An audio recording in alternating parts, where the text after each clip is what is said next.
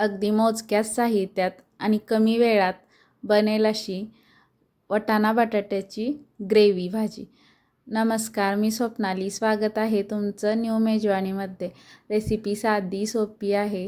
Recipe शेवटपर्यंत पहा आणि आवडली तर लाईक, शेअर आणि सबस्क्राईब नक्की करा. तर इथे मी 2 टोमॅटो घेतलेत, ज्याच्यातील बिया काढून ते चिरून घेतलेत. आणि ह्या 10 ते 15 लसणाच्या पाकळ्या. हे मगज बी आहेत, जे मी अगोदर अर्धा तास गरम पाण्यात भिजत घातले होते. 2 चमचे आहेत. आणि कोथिंबिरीचे देठ. आता याची आपण ग्रेव्ही बनवून घेऊ.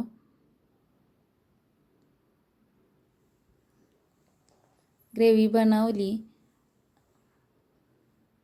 आणि इथे मी कढईमध्ये 4 चमचे तेल गरम व्हायला ठेवलं आहे.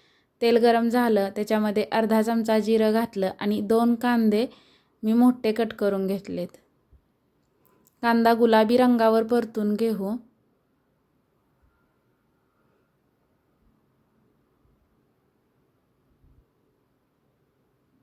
आणि आत्ता आपण ह्याच्यामध्ये मसाले घालू.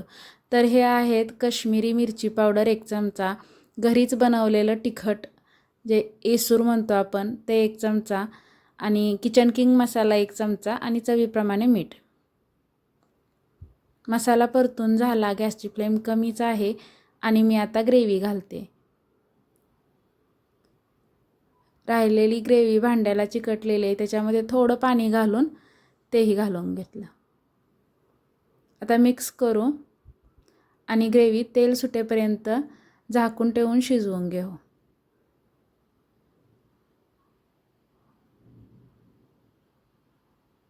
गॅसची फ्लेम कमीच आहे.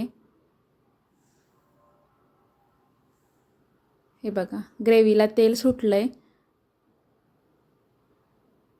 ग्रेव्ही व्यवस्थित शिजली.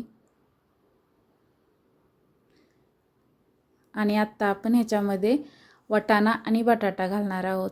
हा अर्धा वाटी मटार सोललेला आहे आणि 2 बटाटे त्याची सालं काढून मग चिरून घेतला आहे. आणि आवश्यकतेनुसार पाणी घालू.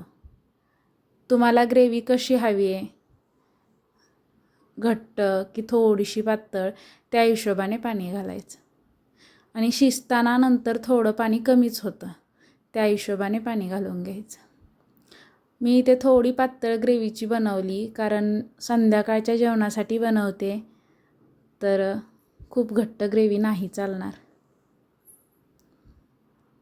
हे बघा, मी झाकून ठेवली होती भाजी शिजण्यासाठी. तुम्हाला दाखवते जवळून. आता झाकण काढून अशीच थोडा वेळ शिजू देते.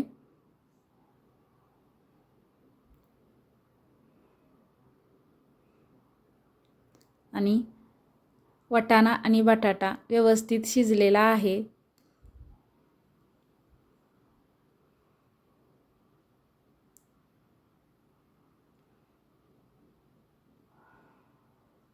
आता आपण ह्याच्यामध्ये चिरलेली कोथिंबीर घालून घेऊ.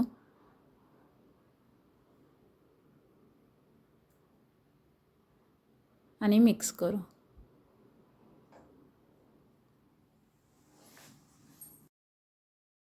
तर भाजी तयार झाली. आता आपण ती काढून घेऊ.